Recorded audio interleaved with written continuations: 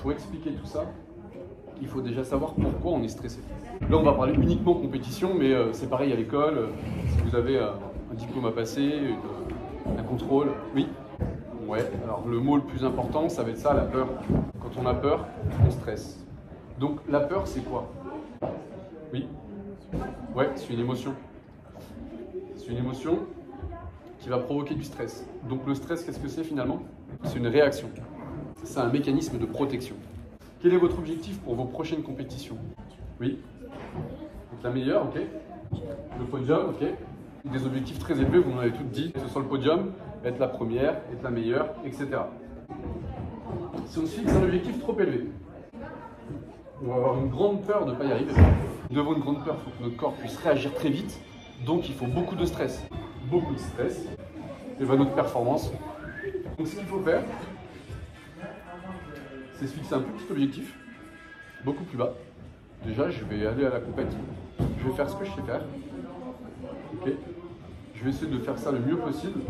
Là, je vais me concentrer uniquement sur moi. Ça va diminuer la peur. Parce que bon, après me concentrer sur ce que j'ai à faire, c'est un peu plus simple que de devoir battre toutes les filles qui seront là-bas. Du coup, pas trop de stress. Quand on n'est pas stressé et qu'on est bien, la performance, elle est beaucoup mieux. C'est aussi simple que ça.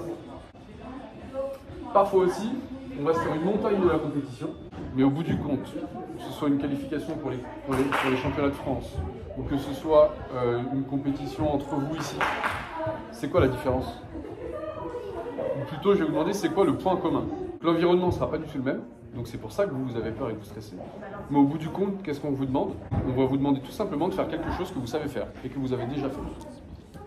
Si je vous demande d'écrire votre prénom sur une feuille, vous savez faire, vous l'avez déjà fait. C'est automatisé même, parce que vous l'avez fait depuis que vous êtes toute petite, donc c'est très simple. Alors on va récapituler pour voir ce que vous avez compris et retenu. Qu'est-ce qu'on vous demande en compétition? Est-ce qu'on vous demande de faire un menu 3 étoiles que vous n'avez jamais fait? Non, on vous demande simplement de faire quelque chose que vous avez l'habitude de faire. Que ce soit pour les championnats de France ou pour une compétition départementale.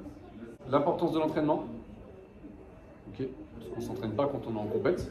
Et si on a peur de ne pas réussir son programme, c'est parce que peut-être qu'on ne le maîtrise pas. Donc pour le maîtriser, c'est à l'entraînement que ça se passe.